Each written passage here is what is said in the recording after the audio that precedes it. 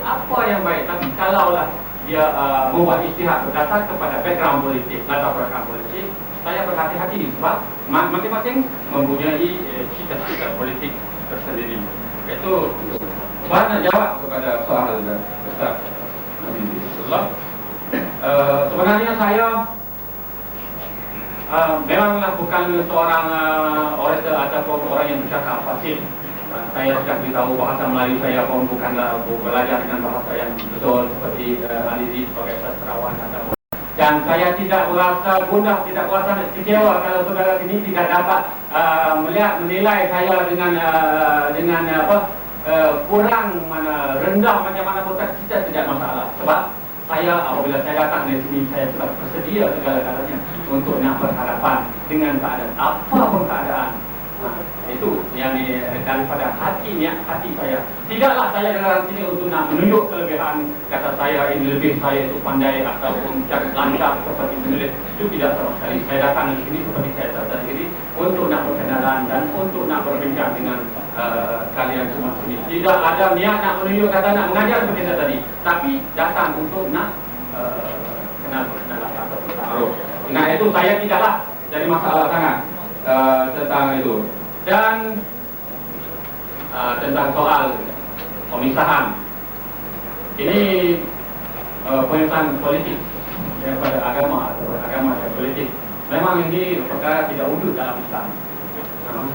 Ini pun saya dah terang kalau siapa yang telah baca bulan lepas, minggu lepas dan minggu sebelumnya kita telah sebut terang-terang tentang pemisahan agama dan politik tidak ada, dan saya bawa pandangan-pandangan dan juga pandangan Perdana Menteri sendiri berkata bahawa tidak boleh dipisah dari agama daripada politik. Ini saya bawa dan berdasar kepada tulisan beliau dalam buku. Ini cubalah lihat, baca dengar dalam bicara agama yang 2 minggu lepas. Ini tidak ada. Namun begitu, ini bukanlah berarti secara mutlak, secara tidak langsung itu. Tapi ada juga dari segi pembahagian tugas kerja boleh dipisah di antara agama dan politik. Bukan tidak melaksana agama dan tidak melaksana politik, ataupun kalau melaksana agama tidak melaksana politik. Dari segi pembahagian kerja, artinya seperti Nabi kata, kalaulah orang peladang itu mahir dalam cocok tanam, maka dia lebih tahu daripada Nabi, sebab Nabi dia mengetahui tentang hal-hal agama atau hal-hal bidang lain. Ini yang disebut dalam hadis. Dalam kita tak akan sebutlah. Banyak lagi dalam nak perang dalam harb khandaq ataupun perang parik juga Nabi bertanya memersyarat mengambil pendapat daripada Salman Farisi. Dan banyak lagi kes-kes yang disebut oleh beliau. Jadi dari segi pembahagian tugas, artinya orang yang belajar agama pasti mengajar. Orang yang menjadi ulama pasti memberi fatwa. Orang menjadi mufti pasti mengeluarkan fatwa. Orang yang menjadi ulama pasti mengajar dan memberitahu kita tentang Islam, kerana mereka merupakan pakar rojo Islam. Macam ini berbeza. Tapi kalau orang politik, dia tidak boleh, kalau belajar engineer atau banyak, tak boleh nak pergi memberi fatwa tentang Islam. Ini tentang pembahagian tugas masing-masing. Begitu juga kalau orang itu tahu tentang sains, dia tak tahu agama, macam mana dia nak memberi pandangan tentang agama. Dari segi ini boleh sah kita dibahagikan, boleh dipecah, boleh juga. Tapi bukan pemisahan antara agama dengan politik, tapi pemisahan tugas kerja untuk nak memudahkan kerja di dalam masyarakat. Itu jawapan yang saya boleh. Soalan ini dikemukakan dan kita dengar komen kedua-dua ahli panel. Jadi saya minta Ustaz Rasri untuk komen sedikit. Saya tertarik dengan satu perkara yang disebut oleh saudara-saudara tadi. Itu beliau nak tulis satu buku tentang kritikan orang ikhwan terhadap ikhwan sendiri. Saya nak tanya apakah kaedah daripada saudara menulis buku yang menyebabkan orang rasa curiga terhadap golongan Islam. Dia menyebabkan orang rasa perasaan kurang percaya kepada golongan Islam. Kenapa saudara tidak kumpulkan bahan-bahan yang menulis tentang yang mengkritik golongan-golongan yang tidak mahu Islam, daripada kita nak tulis tentang ikhwan? Ini ada satu aliran pemikiran kita yang bermasalah.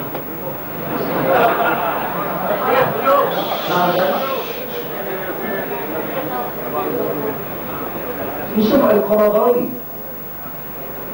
Yusuf Al-Qaradawi, saudara, menyebut bahawasanya pandangan-pandangan politik yang tak diterima ataupun kerana ada kepentingan politik. Apakah kepentingan politik Yusuf Al-Qaradawi yang saudara nampak? Saya membaca bukunya Mimpiqud Daulah. Saya merasakan daripada awal sehingga akhir kepentingan politik yang beliau nampak, iaitu kita mesti melaksanakan syariat Allah, memerintah muka bumi ini dan hukum akal Allah.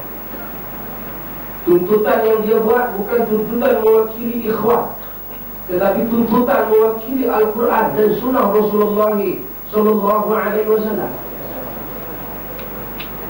Kita kadang-kadang jadi satu, tetapi saya ada satu kecenderungan di dalam tulisan itu saya tengok.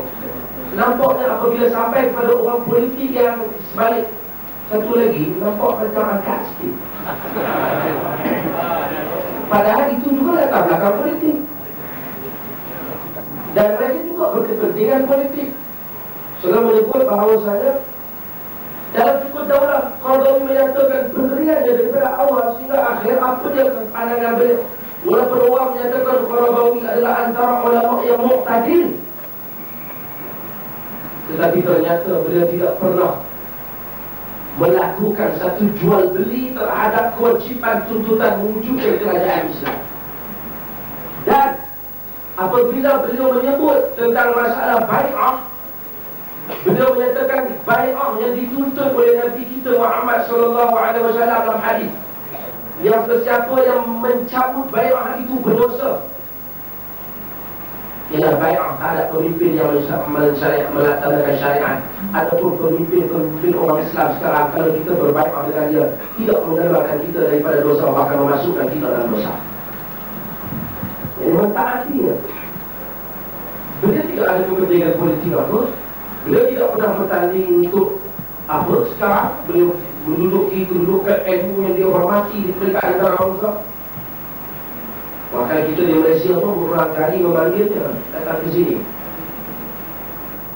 Kemudian berhubung dengan agama dan politik, boleh dipisahkan atau tidak dipisahkan. Dalam tulisan saudara yang menimbulkan, saudara kata menyebabkan dipanggil oleh kabinet itu, saudara menyebut tentang hadis berhubung dengan tidak dipanggil oleh kabinet. Yang dibincangkan oleh kabinet itu menyebabkan saudara membukakan hadis mengenai talqih, mendebungakan pokok amal.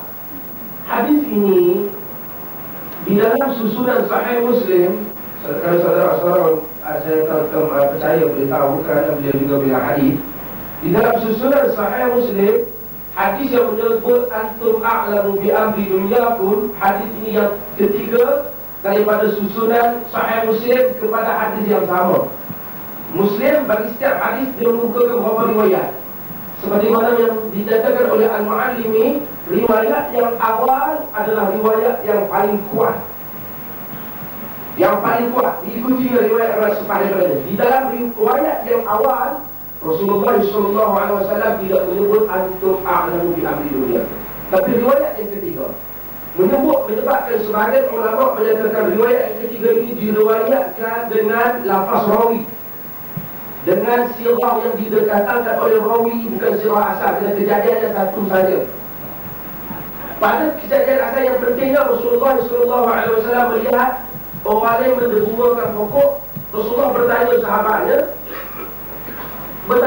yang berada di sebelahnya. Kata Nabi, mereka menyatakan bahawa mereka itu talqih pokok taman, ambil berbunga jatah campuran bunga tina.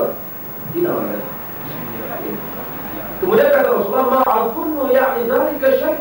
Aku tak berpendapat dia dapat memberikan apa-apa. Nabi tak arah mereka tu. Nabi hanya cakap dengan sahabat. Nabi tak arah mereka. Tiba-tiba jadilah bahasanya mereka telah sampai sebutan Nabi itu kepada mereka, menyebabkan mereka tidak melakukan talqih lagi. Lalu didapati talqih yang mereka tak lakukan, menyebabkan buah mereka tidak keluar seperti mana yang sebelum daripada itu. Dengan itu, apabila berita ini sampai kepada Nabi SAW, Rasulullah SAW menyatakan, فَإِنِّي إِنَّمَا ظَنَنْتُ ظَنًّا فَلَا تُؤَاخِذْنِي بِالظَّنِّ وَلَكِنْ إِذَا حَدَّثْتُكُمْ عَنِ اللَّهِ شَيْئًا فَخُذُوهُ بِهِ فَإِنِّي لَمْ أَكْذِبْ عَلَى اللَّهِ عَزَّ وَجَلَّ. Apabila aku sangka satu benda, jangan kamu ambil kursi perkara itu dengan kataan aku. Dan apabila aku sebut ini daripada Allah, maka pakailah dia, kerana aku tidak berdustai Allah SWT. Itu riwayat yang paling kuat. Kita katalah semua riwayat yang kuat. Katakanlah, kita katalah Rasulullah cakap pada satu persoalan pokok. Tapi kadang-kadang dalam cara kita menulis saudara-saudara, kalau kita tertunggu sangat, kadang-kadang orang sangka, mungkin saudara tidak sangka, tapi orang yang baca dia sangka. Agama dan politik ni kita yang mana agak-agak patut kita boleh pisah-pisah macam Nabi pisah. Sekarang ni orang sangka macam tu, macam pisah itu. Orang sangka ada perkara yang boleh dipisahkan, bahawasanya yang antara yang boleh dipisahkan ada buktinya. Ramai orang Indonesia menyatakan pelaksanaan hukum tidak wajib. Ramai orang merasakan kalau kita kata mesti tatbikan hukum sekalian, masa kita ini bukan sudah zamannya. Kita ada situasi yang tersendiri. Kadang-kadang kita memberi ruang dalam ulasan-ulasan ini. Cara ulasan kita itu perlu lebih ilmiah, lebih memahami, terutama ketika saudara membabitkan hadis tadi. Nabi bercakap dalam persoalan pokok. Sekarang persoalan muamalat Nabi jelas, persoalan politik Nabi jelaskan. Dan kita tidak meminati belakang-belakang seseorang kerana dia bercakap di dalam politik Islam seperti kalau Maulina tidak pernah sahabat sama-sama. Allah.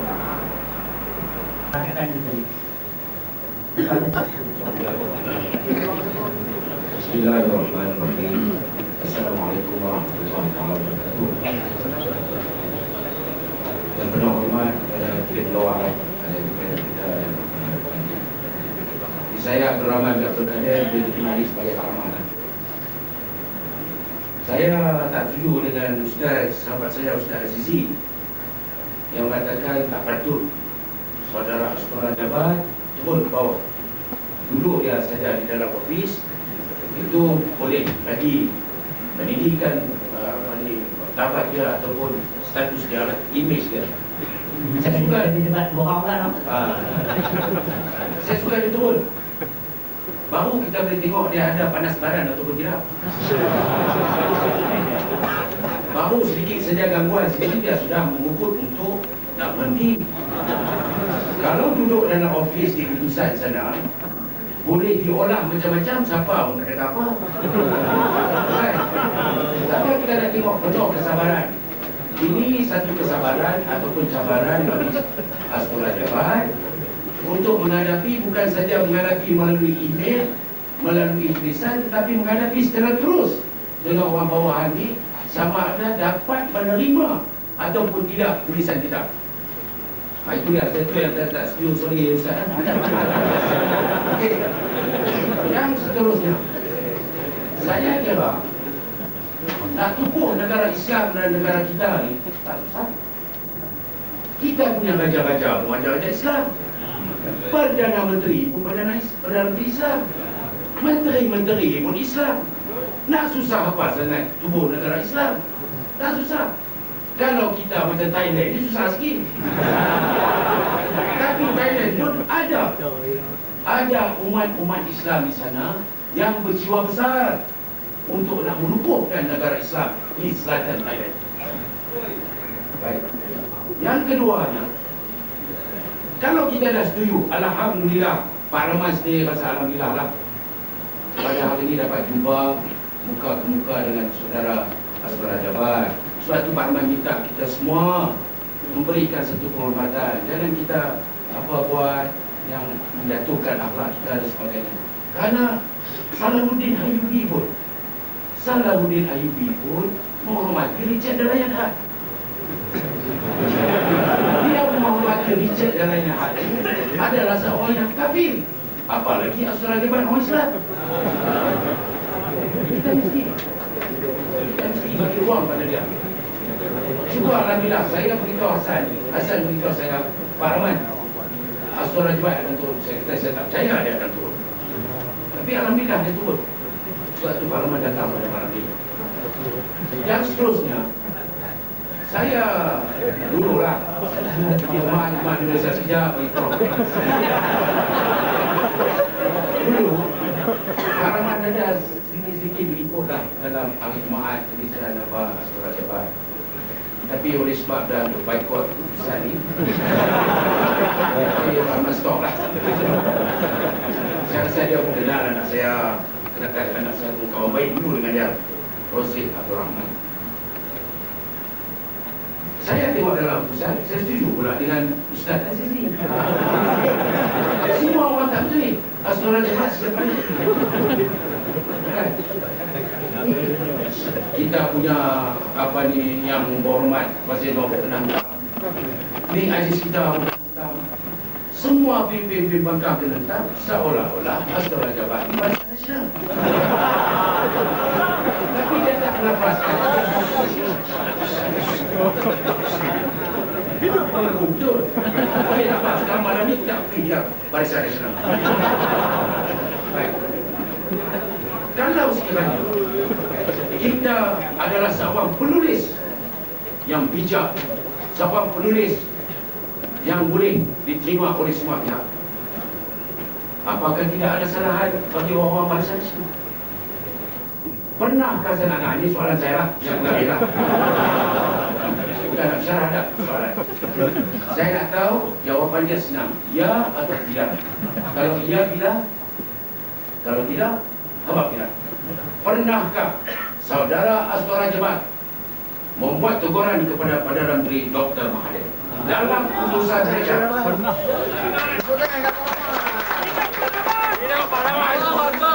Adakah Dr. Mahathir maksum? Adakah Dr. Mahathir tidak pernah membuat satu kesalahan pun? Dalam parlimen, saya akan ambil tindakan pada apa yang berhormat Datuk Pasir. Kenapa? Karena mengatakan Dr. Mahathir menghina Islam. Karena kalau sekiranya hukum hudud ini dijalankan, maka artinya ramailah, banyaklah orang Islam turun tangan. Itu dianggap sebagai menghina Islam. Ataupun kita bisa dengar dalam surat khabar pun keluar yang pemegang mengatakan Dr. Mahathir kata dia menghina Nabi Muhammad sallallahu alaihi wasallam, menghina dengan janggut. Adakah Astora Jabat buat teguran di dalam ruangan al-hikmahat? Silakan bila topik. Wassalamualaikum Bismillahirrahmanirrahim. Saya amat bertuah selama ini karena dapat berjumpa dengan bapa seorang kawan yang saya baik, iaitu Rosid Abdul Rahman. Zaid namalah kawan yang bagus yang saya walaupun dulu platform yang berlainan sekarang, tapi hubungan saya dengan Rosid masih kekal dan saya masih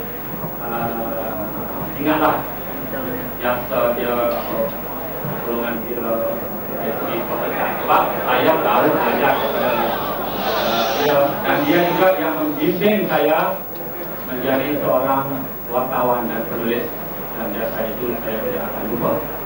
Rosid dan bapak dia sangat bagus lah saya dapat boleh. Tentang saya lupa nak jawab tadi pasal Dr. Azizi Pak Rahman tentang saya saja yang betul, orang lain tak betul. Ini susah saya jawab.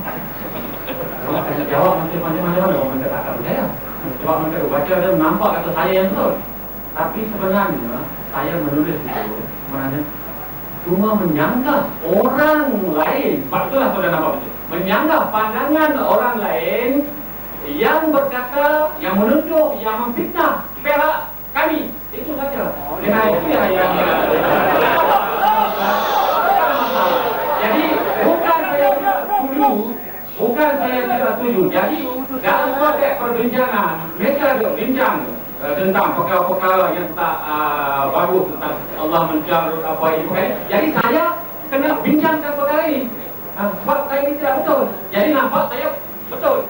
Ini bukanlah itu sebab pandangan ni haji, pandangan sebab ni haji itu bukan untuk guru saya pun, sebagai guru saya juga. Sebab saya belajar di Wakil Baru, di waktu di sekolah asri itu kenal lah waktu dia masih jadi ustaz, saya masih jadi murid dulu. Jadi selalu ikut ceramah dia. Kita bukan tidak ada pandangan yang kita tidak terima pandangan ahli, tapi dalam rencana kita hanya membincang, mengkritik tentang pandangan-pandangan mereka yang tidak bagus, fatwa-fatwa ataupun pandangan-pandangan yang bersifat fatwa yang tidak baik, tidak bagus, itu yang kita bincang. Jadi nampak saya menentang dia saja, tapi tidak. Itu tidak. Ini kita kena jumpa. Jadi pandangan. Kita masalah itu jangan dia saya bukan saya bilang atau nak marah. Tapi masalah kalau orang nggak kita habis konsentrasi kita tak ada jawab sudah. Itu saja minta. Kalau itu saya teruskan, bukan saya nak merajuk ataupun nak. Tapi beginilah kita minta supaya semua dengar betul tak betul tu buat sendirilah. Jadi saya tak anggap saya orang betul, tapi saya membincang perkara lain orang yang perkara tak betul tentang orang lain.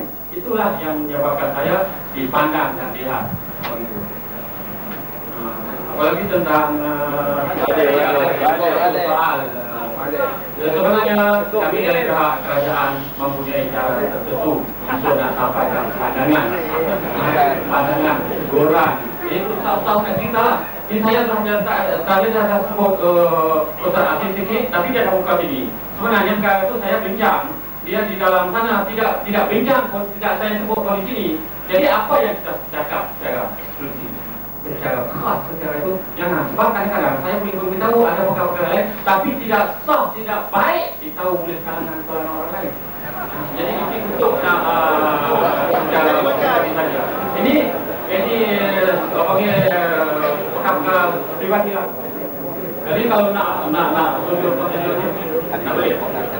Dengan itu kita nak apa yang kita bincang ini kita bincang. Tentang PM sendiri dia saja bukan ulama.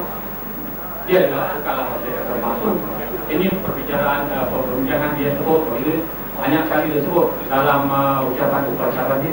Dan saya sendiri walaupun saya banyak menulis menyanjung dan memang saya menyanjungi dia, itulah tidak ragu lagi bagi saya seorang pemimpin yang bagus, yang bijak, yang sehat.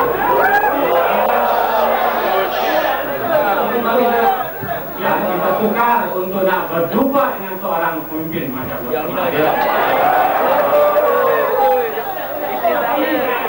Bukan berarti kita tidak boleh berbincang kalau kesalahan. Kalaulah pernah berikut forum atau perbincangan dengan PM, macam-macam pandangan, tapi kita bukanlah cakap nak mengutuk dan macam, tapi bercakap secara baik. Apa yang dia cakap, dia boleh berbincang dengan PM. PM itu orang terbuka fikiran, bukan seorang polisi yang tutup fikiran. Ini harus tahu. Dan saya sendiri mungkin Pak Rahman tidak baca. Pasal Weko ni. Pasal Weko dia tak baca yang tulis. Saya ada, tapi saya pernah tulis tentang para itu. Tapi saya tak sebutlah. Juga tanya Pak Rahman, tanya orang yang membaca tulisan saya secara khususan akan mendapati bahawa saya pernah sebut yang Pak Rahman nak kata tadi dalam ruangan saya. Ini saya tak akan cerita sebab saya akan cerita setiap hari. Saya tak faham saudara kata suara tiga, tapi bukan betul. Ini macam mana? Saya nak kata Betul, kita tak boleh betul. tak betul.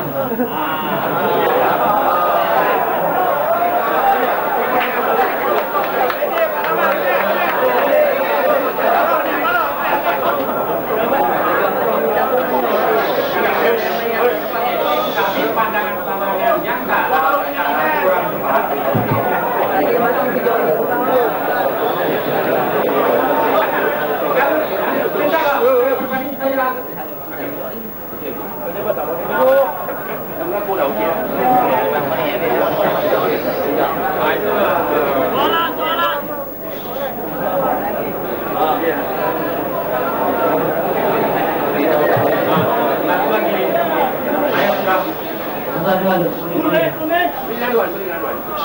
Kita beritahu sebenarnya dalam bagi pernama lah debat atau muzakarah ataupun apa tu dalam bentuk ini saya pernah tulis beberapa kali. kita akan dapat apa-apa. Tapi yang betul, kalau betul yang baik betul adalah mengadakan pertemuan di antara ilmu Islam untuk nak berbincang. Kalau datang untuk nak bercakap di sini, saya mengelak tidak tanggap pandangan Ustaz Azri.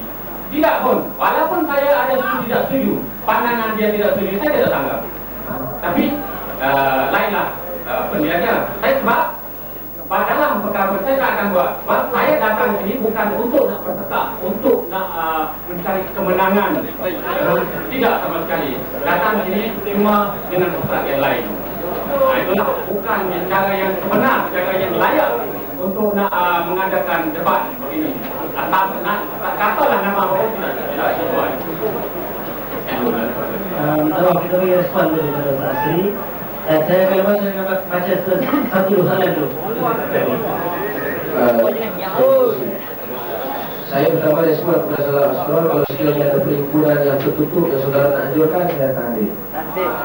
Untuk mengajukan semua kita. Dan kedua, saya ingin mengukuhkan hasil daripada apa yang saudara kukuhkan tadi, bincangkan. Apakah Malaysia negara Islam seperti mana yang dapat saudara fahami daripada apa yang dikendaki oleh Allah dan Rasulullah SAW? Apakah perjalanan Malaysia ini mendapati kehendak negara Islam ataupun kehendak Allah dan Rasul dalam pembentukan negara? Ini menyebabkan saudara begitu kagum sekali, begitu menyanjung sekali. Kalau saudara mengurusi izinkan, saya ingin dengar daripada saudara Asrar, iakah Malaysia negara Islam yang sebenar ataupun tidak?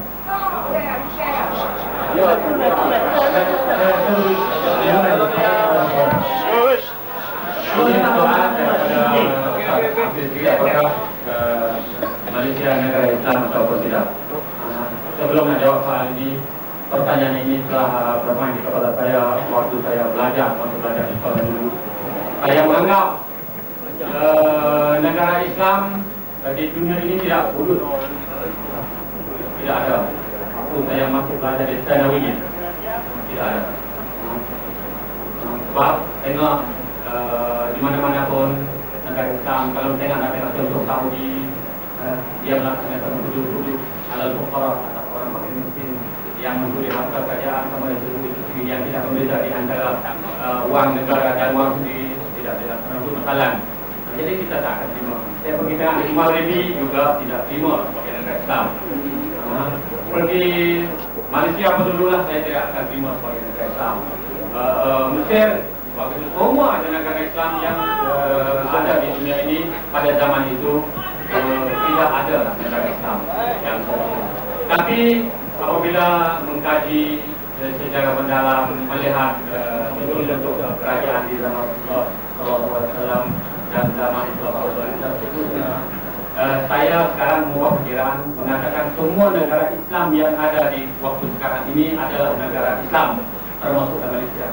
Amat rugi sekali kalau kita tidak menganggap, kalau kita sampai sekarang ini amat rugi dan amat besar kerugian, maha besar kerugian kalau kita anggap karena negara yang ada sekarang ini bukan negara Islam. Sebab negara Islam sebenarnya di dunia ini memanglah tidak sempurna. Kita boleh kata negara yang ada sekarang, Malaysia, Saudi Arabia, negara Islam yang tidak sempurna, yang perlu diisi kesempurnaan, istikmal ataupun nak mengisi kesempurnaannya adalah kita sekalian. Yang ini. Tak kira lah di mana-mana, di Malaysia di mana-pun, saya anggap semua negara ini negara Islam. Tetapi kita pasti menghadap pengisian di mana ruang tertentu yang perlu diisi dengan pengisian Islam. Yang tidak saya pendapat saya lah, dianggap bahawa negara yang ada sekarang ini negara Islam belum sempurna. Untuk menyempurnakan perlulah kepada Tuan-tuan,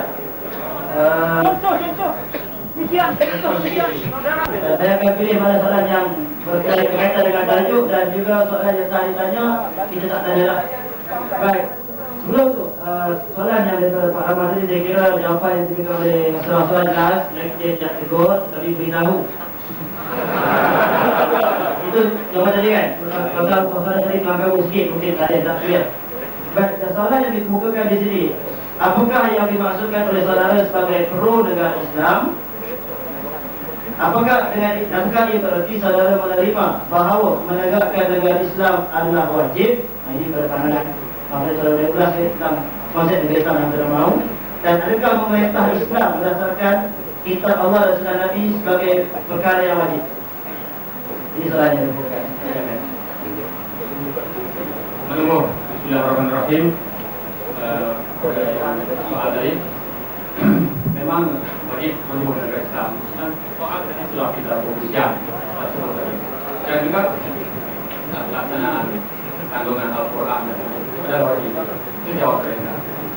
Karena saya tidak ada tanggap, tidak ada bercanggah pro, saya pro untuk negara Islam yang menganggap negara Islam sekarang yang ada di mana-mana negara Islam adalah negara Islam, tapi perlu kepada Kristian yang berterusan, bukan isi saja. Dan tugas ini bukan saja tugas kerajaan, tapi juga merupakan tugas pembangkang. Sebab pembangkang sendiri sebenarnya berada dalam kerajaan, dalam sistem yang sama. Sebab bahkan jadi adalah tugas kerajaan, tugas pembangkang. Sama-sama pasti berusaha untuk mengisikan pengisian Islam ini. Ini yang saya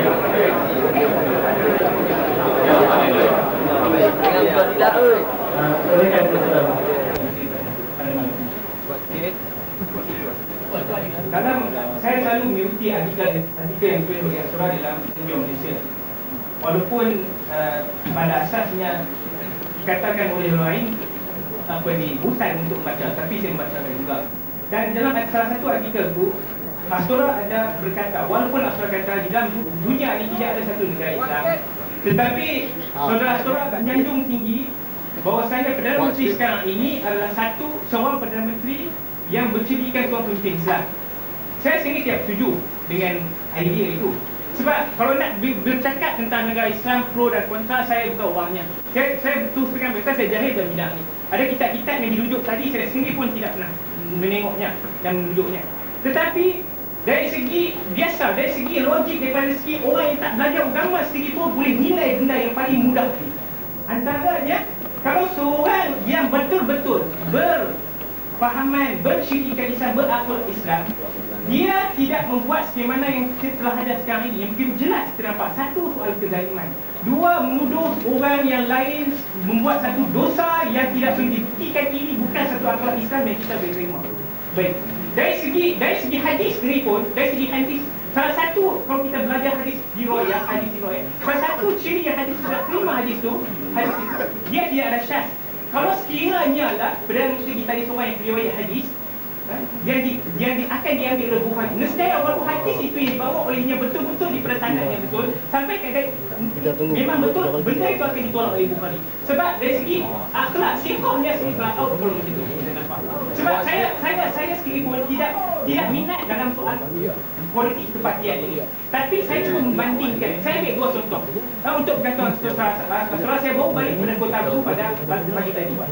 Daripada satu kejadian yang diberitakan kepada saya, berlaku di Masjid Pasir Mas, di mana pada waktu Menteri Besar Kelantan sendiri hendak mencapai membuat satu kuliah di masjid itu, tiba-tiba datang seorang yang kita tak tahu hala dulu daripada mana, mengamuk, marah dan memaki macam-macam pada Tuan Guru, yang ini Menteri Besar Kelantan sendiri, dengan menendang, nimpal dan sebagainya. Ini diberitakan oleh orang yang saya percaya benda ini berlaku.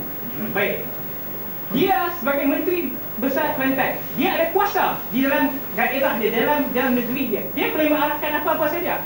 Tapi saya tengok dari situ, di sisi sikapnya itu, dia membiarkan saja, sehingga orang lain memanggil polis dan menangkap. Kalau begitu, saya kita bandingkan dengan ciri kepimpinan yang saudara kata seorang kepimpinan yang Islam, seperti Dr. Mahathir ini. Belum ada apa-apa, cuma ada sikit gugat untuk mengambil jawatannya, macam-macam dah dia buat. Dari segi kezaliman, dari segi bukan sahaja pada orang, pada pemimpin, juga pada orang ramai. Yang mana yang nak tegak. Itu saya minta. Adakah ini satu tim Kristen Islam? Kita tak bicara dari soal kitab dan sebagainya tentang negara Islam. Kita bicara benda yang paling mudah, dengan zikor. Adakah itu kita diterima sebagai seorang pemimpin Islam yang kita agungkan? Terima kasih.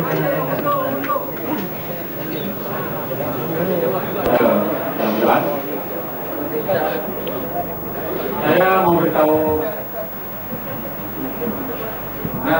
saudara nak berpegang pandangan itu, berpeganglah.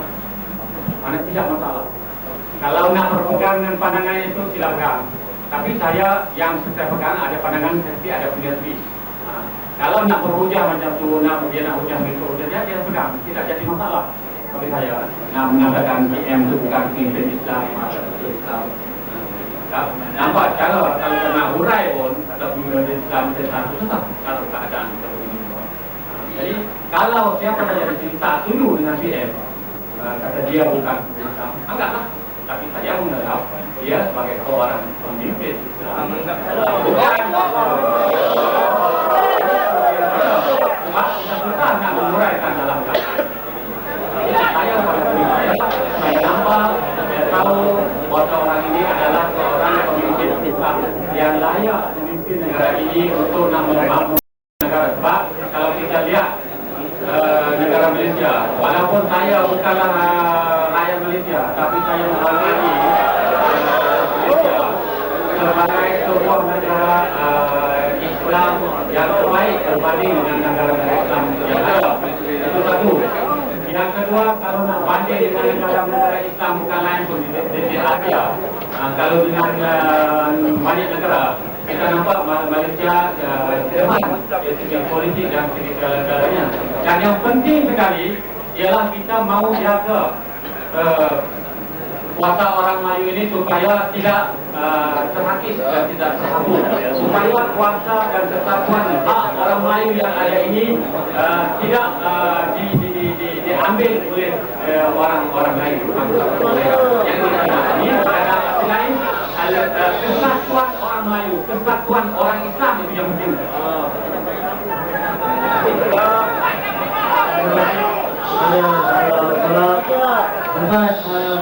Kita akan materi kita akan habiskan dalam waktu yang terdekat. Jadi mungkin kalau tuan-tuan berada di sini itu kita tak dapat apa yang ingin dinyatakan. Sekarang itu masih kadang-kadang ada yang belah, ada yang kabur. Kita tak boleh terus kabur. Baik, ada soalan untuk yang diberikan oleh secara asli. Nanti saya akan bagi pula ada masalah. Dalam ini saya baca teks di sini ya. Dalam tulisan Astora di utusan Malaysia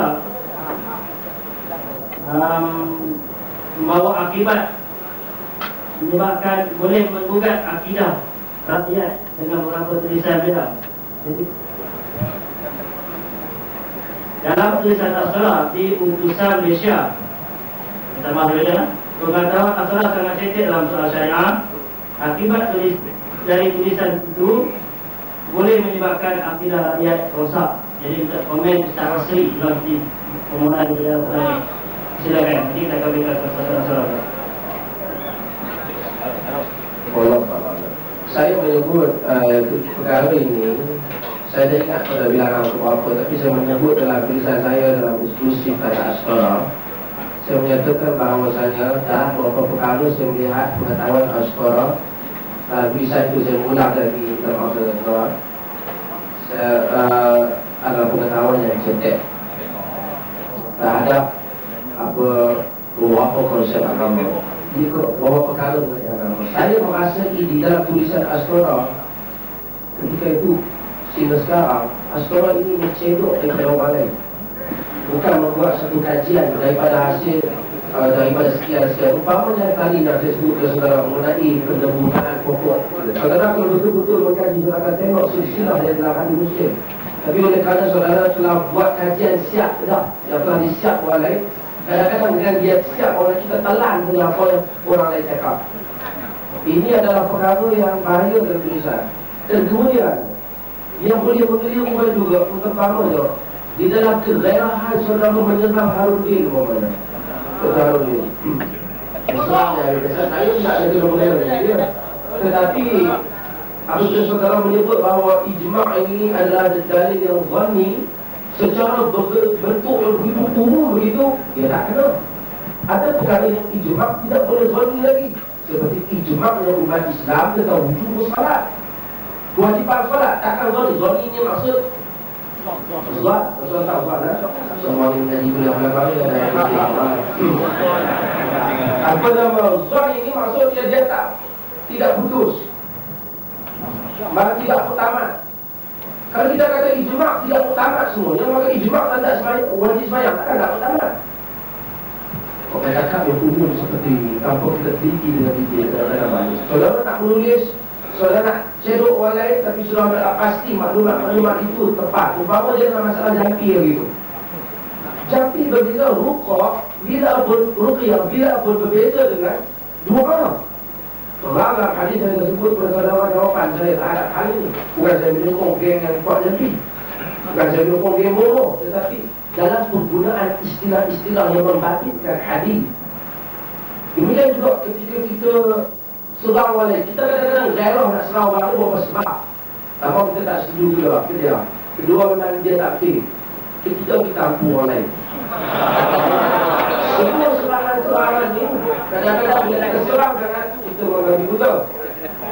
Apa kita merenung, kadang-kadang apa yang orang cakap betul, sebab itu timbangan. Sebab itu saya sebut pada tulisan pelanggan, salah satu tulisan saya pada saudara, hendaklah apabila seseorang hendak menulis, dia meletakkan sebelah latar belakangnya. Ketika itu hendaklah dia menghadap sepenuhnya kepada kitab Allah dan sunnah Rasulullah, baru dia hukum. Sekarang kita letak di hadapan kita satu pemimpin, kita memang nak sokong dia lah. Celik mata pun nak sokong, mesin pun nak sokong. Kita akan carilah segala dalil, segala nas, segala hujah, segala hadis tak kena betul ya. Pasal kita dah buat keputusan awal nak betul. Ini boleh saya kutubi dalam pengkajian yang tak nak bulan, keadaan Quran. Dalam Fatihah jelas dia betul-betul. Tapi kita dah buat keputusan, dia tu tak betul. Awal je, aku bila pun nak kata dia tak betul. Carilah dalil, hak betul pun kita pergi jadi dia tak betul. Kecenderungan menulis begini tidak baik, saudara-saudara. Kita dalam menulis buat keputusan letak sebelah dulu. Seorang kira dia ni PM kan, dia ni ketua pembangkang kan, letak sebelah. Ambil Quran dan sudah kita timbang, bagi duduk bukan orang Quran kan, baru ambil mereka letak. Kalau masuk, mereka baik. Kalau tak baik, mereka tak baik. Baru kita melalui dunia selesai. Sebab itu saya tidak mau berhadapan dengan saudara di atas tentang politik. Kerana saya nak cakapkan benda-benda ini, supaya kita Indonesia mari kita pada titik yang sama. Saudara-saudara mari pada titik yang sama, saya pergi pada titik yang sama. Kita mesti mengagungkan kitab Allah dan sunnah Rasulullah. Siapa betul kalau timbangan kitab Allah dia betul. Siapa salah kalau timbangan kitab Allah dia salah. Walaupun kita kenal dengan dia.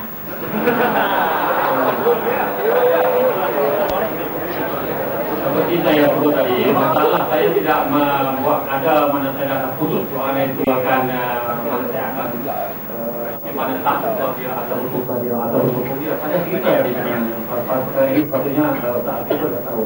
Saya tidak bergantung kepada pribadi, tapi akan bergantung kepada pemikiran kepada ulama manapun. Saya tidak mana berpegang pribadi dia, tapi saya berpegang dengan pandangan dia. Jadi saya jelas siapa inilah. Saya tak akan lihat kepada ana anzur ila man qal wala anzur ila ma qal ila ma qal wala anzur ila man qal. Saya akan lihat kepada orang yang apa yang dia katakan, dan tidak akan lihat kepada diri dia. Itu boleh ini orang kata ahli itu boleh tentang jampi. Saya membedakan dalam tulisan saya, membedakan di antara jampi dengan doa. Lebih aula dalam tulisan saya membedakan perkara itu. Tapi maaf kalau saudara dengar kaset ulama berkenaan menjawab tentang jampi, dia sendiri yang mengaku kata dia menjampi bukan berdoa. Bukan saya yang itu. Sebab saya sendiri menganggap ruqyah atau ruqyah itu sebagai doa, sebab dia menggunakan Al-Quran, tidak menggunakan perkara-perkara lain. Tidak mengguna kitab-kitab sebab kalau kita nak jampi, kalau kita nak tengok orang ahli itu jampilah. Kalau tengok sebuah museum luar ni ada Quran dia, mungkin Jambi.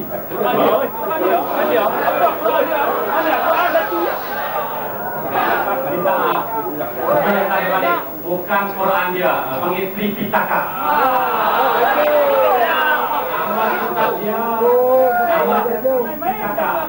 Ataupun disebut dalam bahasa Melayu dipanggil kitab dia Tripitaka.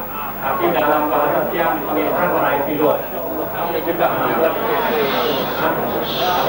kata itu kitab orang yang itu boleh dikatakan Jambi.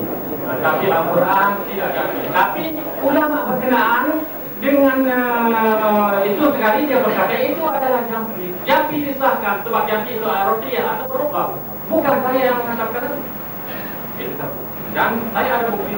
Sebab saya tulis kalau tidak kena saman saudara. Kalau saya tulis tidak betul, bukan 1,000, 2,000, tapi kena berjuta-juta kena saman. Kalau saya tulis tidak betul, tidak benar, maka itu akan kena saman berjuta-juta, bukan 1,000.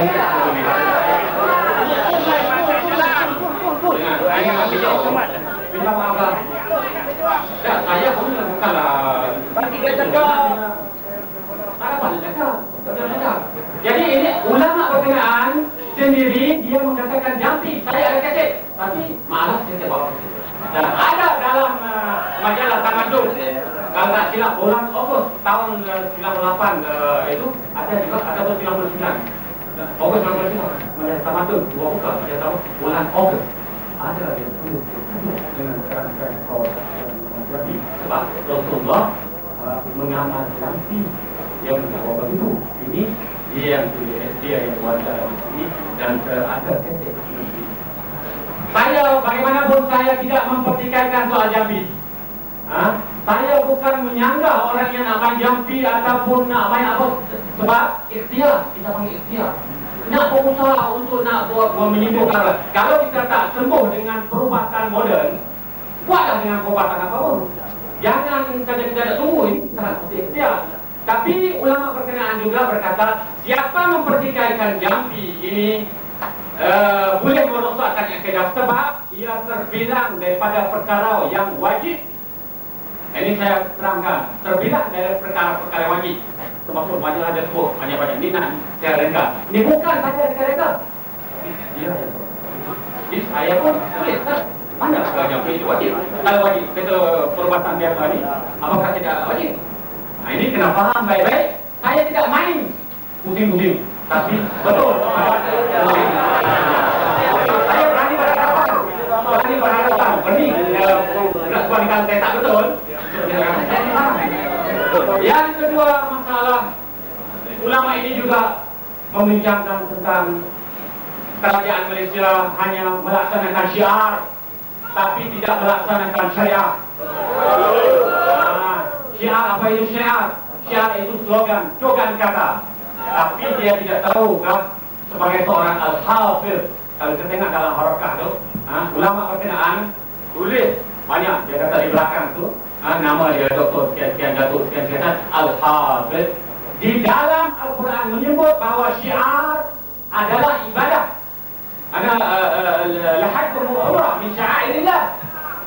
Haji buat haji itu buat umrah tu ibadah itu adalah syiar Islam. Kerana syiar Islam itu adalah ibadah. Setiap peribadatan yang kita lakukan merupakan syiar. Perbuatan kita merupakan ibadah. Tapi kita melakukan sembahyang beramai-ramai itu mendapatkan satu gambaran. Itu satu syiar, satu identiti, satu bukan kata, satu melambangkan bahawa ini adalah syiar. Patut kita baca lagi buka tafsir dulu sekali, tafsir Tabari, tafsir macam-macam kita buka dalam syair ni, dia akan sebut bahawa syair ni adalah termasuk ibadah dan segala-galanya diperluaskan lagi. Ini saja yang saya kritik. Tidaklah nak menyentuh soal dia. Jambi pun saya tak sentuh, tapi dia anggap kata wajib. Siapa yang menggunakan air, itu saja. Saya tak nak kata kayak baik sebab saya tahu saya sendiri mengikuti perkembangan beliau dan semua ulama saya ikuti. Tapi ada perkara-perkara tertentu yang sengaja ataupun tak tahu ataupun lupa sebab manusia ni memanglah tidak ada yang sempurna. Dia melakukan kesalahan, jadi dapat ditutup. Dan kesalahan ini pula diguna untuk nak politik. Seperti nak menuduhkan tidak buat syiar. Itu saja yang saya tegur. Bukan saya tidaklah Pak Rahman. Bukan saya betul selalu tidak. Saya selalu salah. Dan orang dapat bertemu saya ada melakukan kesalahan dalam tulisan saya ahli akademik nasional.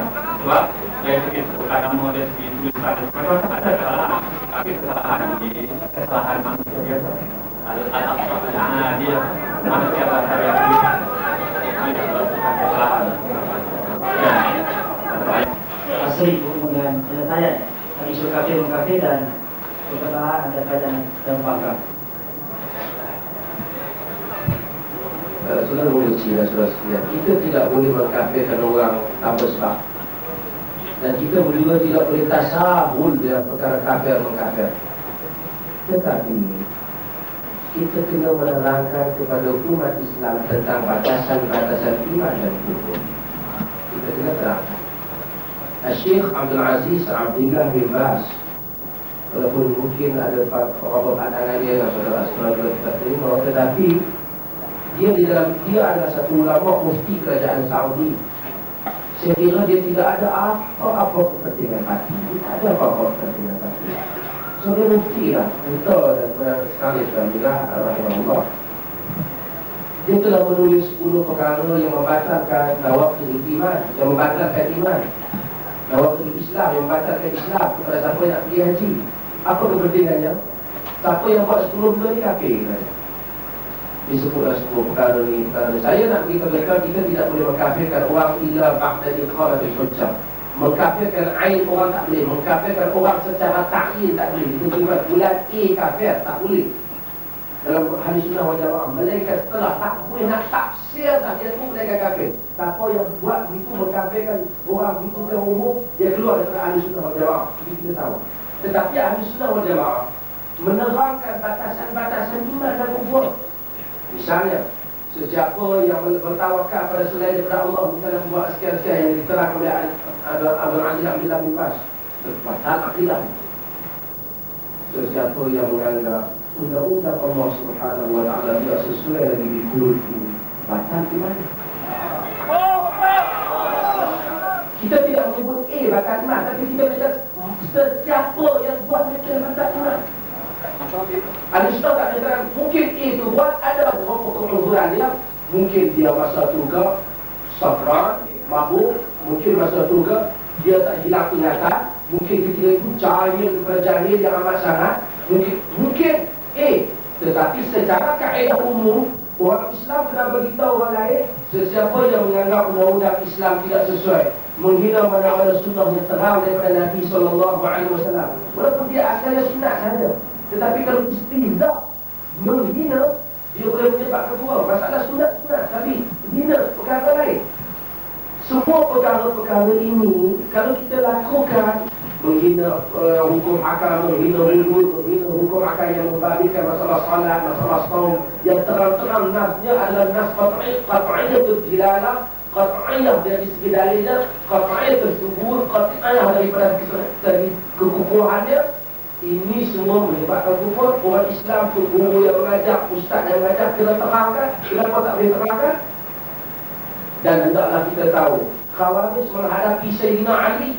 Sayyidina Ali memakai undang-undang Allah Subhanahu wa taala. Ternyata Khawarij salah.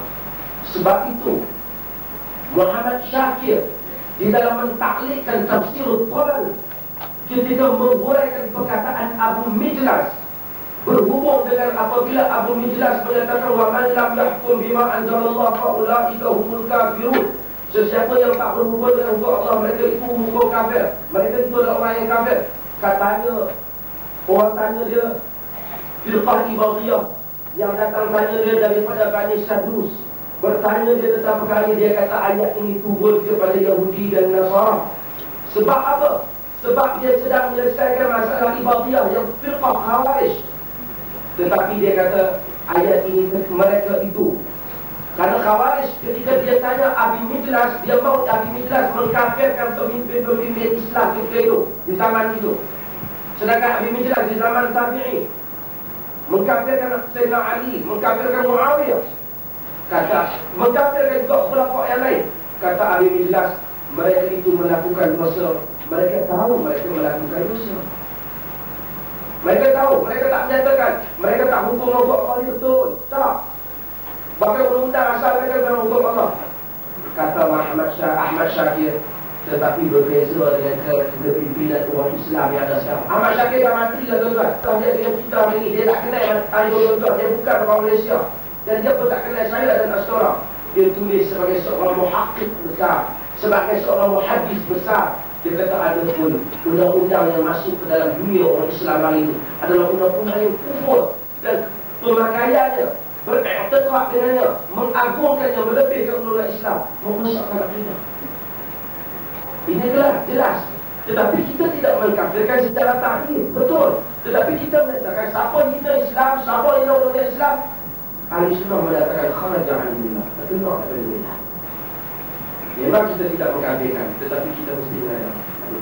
Kemudian saya sebut, betul lah saudara tadi menegur Dr. Aludin. Saya pun tak dalam kepentingan dia, saya pun tak kenal dia. Bukanlah semua perkara yang dia buat saya boleh setuju ataupun saya tak setuju. Tetapi saya menyatakan, kadang-kadang mungkinlah dia tersilap dalam keadaan syiar dan syariah. Pendapat saudara tadi berdasarkan istidlal daripada Quran, ada wujud yang boleh diterima. Tetapi kesilapan itu sedikit saja sebenarnya dalam penggunaan istilah saja. Tapi orang yang di atas yang ditegur itu kadang-kadang silapnya jauh lebih besar. Salah yang terakhir yang saya dapat saya gabungkan dia, iaitu berhubung dengan masalah yang komen diberikan oleh Guru Bina. Setakat ini adalah mereka setuju tentang budaya demokrasi gitu. Setuju tentang wajibnya pelaksanaan Islam, tetapi mengajukan kepada penyelesaian dan pengisian. Kita nak dengar komen terakhir daripada saudara-saudara tentang apakah pengisian yang sepatutnya dilakukan untuk mencapai negara Islam sebagaimana yang dituntut oleh Al-Quran dan Sunnah Nabi sallallahu alaihi wasallam. Sampai ajak mai dia.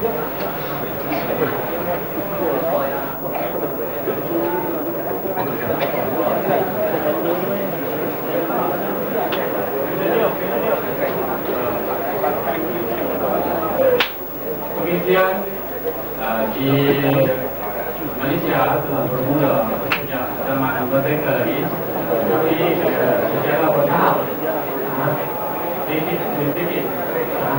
Sekarang kita perlu adakan pengisian yang lebih luas. Saya bukan berarti pengisian ini berartinya pasti ada macam Islam itu sudah cukup. Saya tidak macam itu. Tapi lebih mau ditumpukan kepada pendidikan. Pendidikan, sebab kalau kita nak melaksanakan sesuatu perkara, kalau pendidikan itu tidak dibereskan, tidak diselesaikan, maka pendidikan kita tidak akan dapat melaksanakan apa yang kita mau. Sekarang kita ada satu masalah besar yang dihadapi di Malaysia sekarang.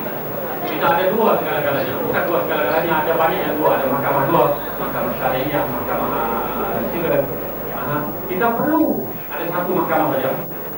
Namalah mahkamah apapun, mahkamah Malaysia, di dalam itu kita melaksanakan kalau berkaitan dengan syariat, kalau berkaitan dengan lain undang-undang madani ataupun undang sivil, kita ambil undang-undang madani ataupun undang sivil yang sesuai, yang cocok dengan syariat Islam, ataupun kita ubah sesuai. Dan perkara itu sudah dilakukan di Malaysia. Tapi penyatuan ini belum sampai. Tapi saya nak tekan satu saja yang paling penting, yang paling besar sekali. Sekiranya kita dapat berjaya dapat berbuat, iaitu menyatukan sistem pendidikan di pendidikan dalam negara. Ada satu sistem, tidak ada satu pendidikan, dua sistem pendidikan yang berpisah. Satu lagi dipanggil sistem pendidikan agama dan satu lagi dipanggil sistem pendidikan kebangsaan.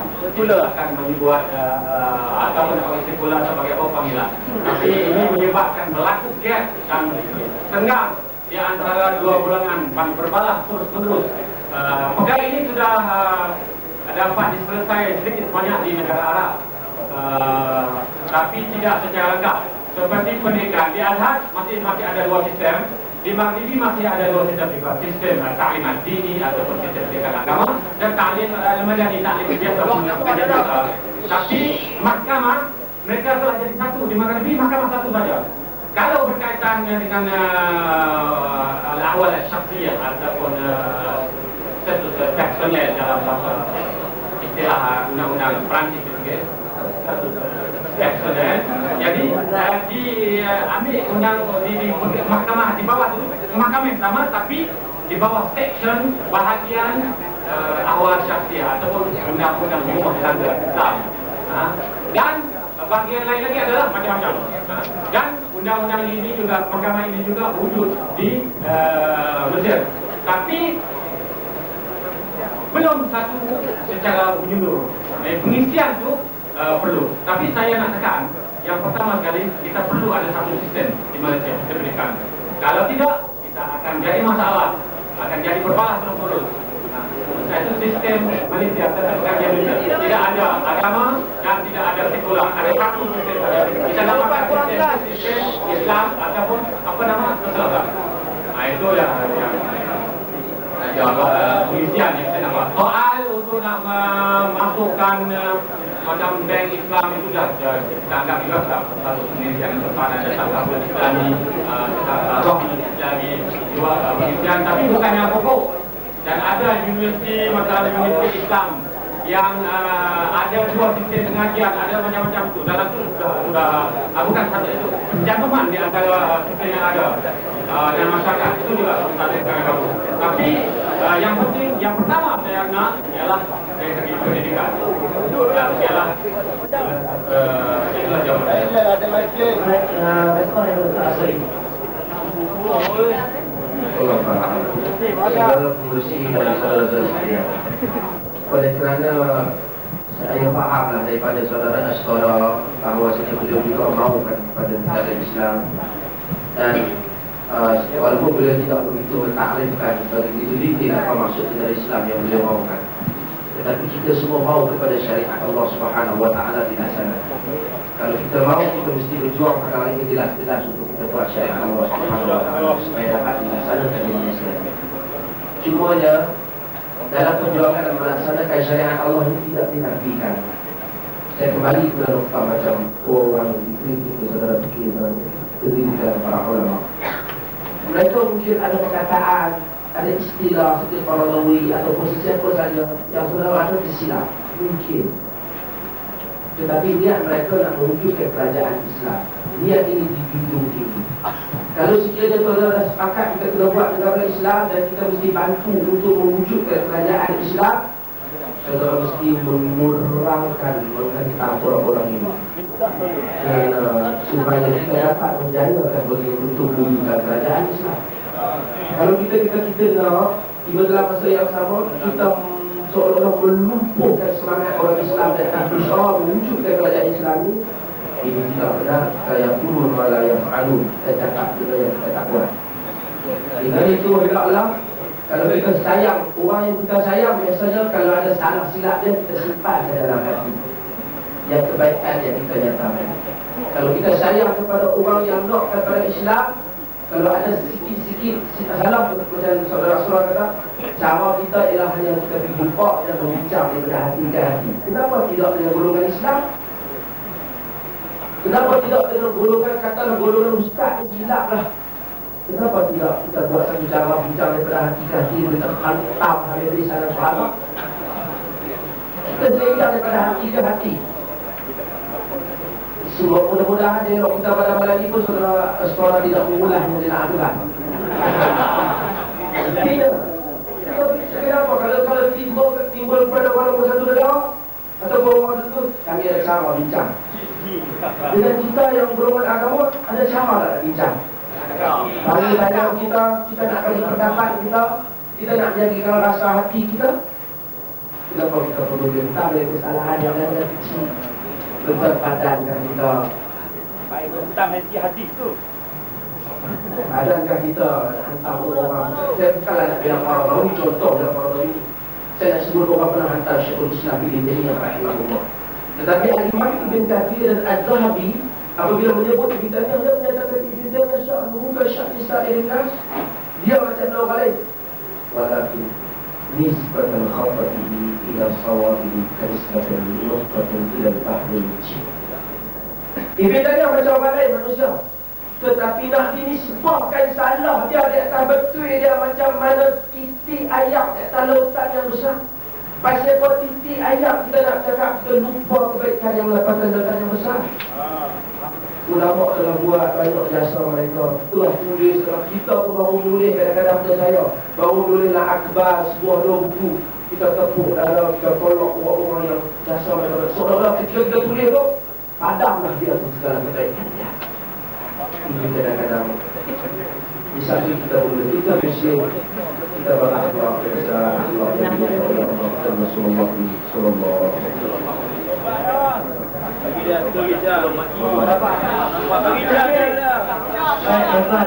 Orang ni main jauh, tidak balik jauh dan dia akan lagi dia sedikit mendapat bentuk bagaimana dia mendapat.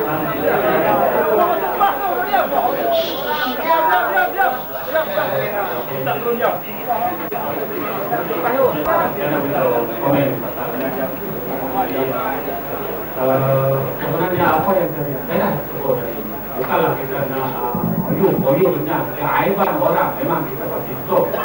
Ini merupakan sunnah dalam hadis menyebut sekiranya orang itu melakukan aib kita tutup. Tapi mereka ini menunjuk, melantangkan perkara ini kepada orang ramai dan guna untuk nak hantam mereka lain. Saya tidak menghantam ulama, tapi saya cuma mempertahan pandangan yang betul dari pihak kami, jangan pandangan membincang pandangan yang salah.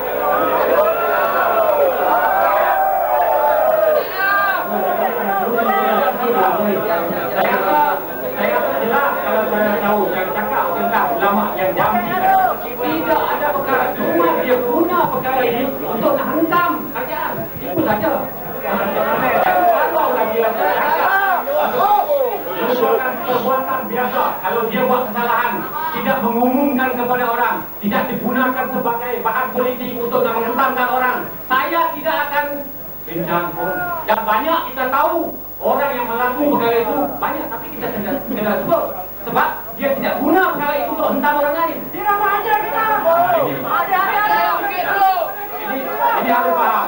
Dalam Islam itu, apabila dalam Islam hukuman ataupun hukuman tidak dilaksanakan, sekiranya itu jenayah tidak sekiranya tersembunyi, tapi apabila didedahkan kepada umum pasti dilaksanakan. Wah, bilang ni. Apa dia layak lu?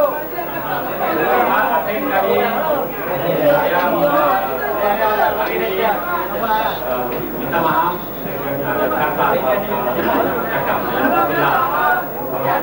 dan insyaallah lain kali kita akan berjumpa lagi.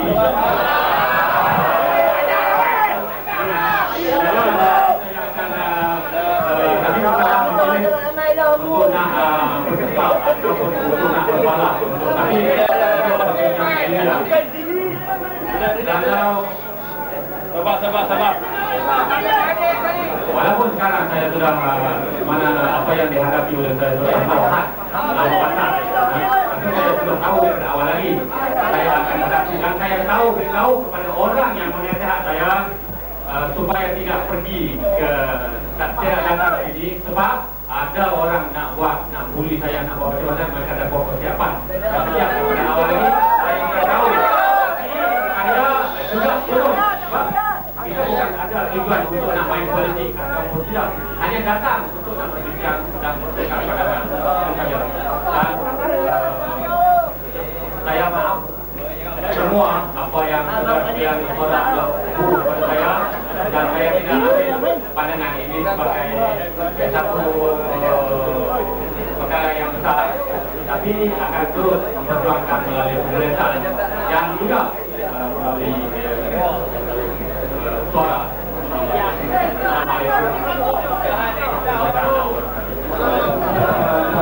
Terima hadir-hadir sekalian. Demikian tadi apa yang diulaskan oleh Abu dan tak jelas. Ada soalan-soalan yang tidak dijawab, tidak diberikan kerana tidak relevan dengan hadis, tak kena dengan tajuk dan banyak soalan yang panjang yang tak sesuai. Dan perkataan akan mengambil yang baik dan tinggalkan yang tidak baik. Dan mudah-mudahan Jalur Alim ini kita semua dapat hidayah daripada Allah.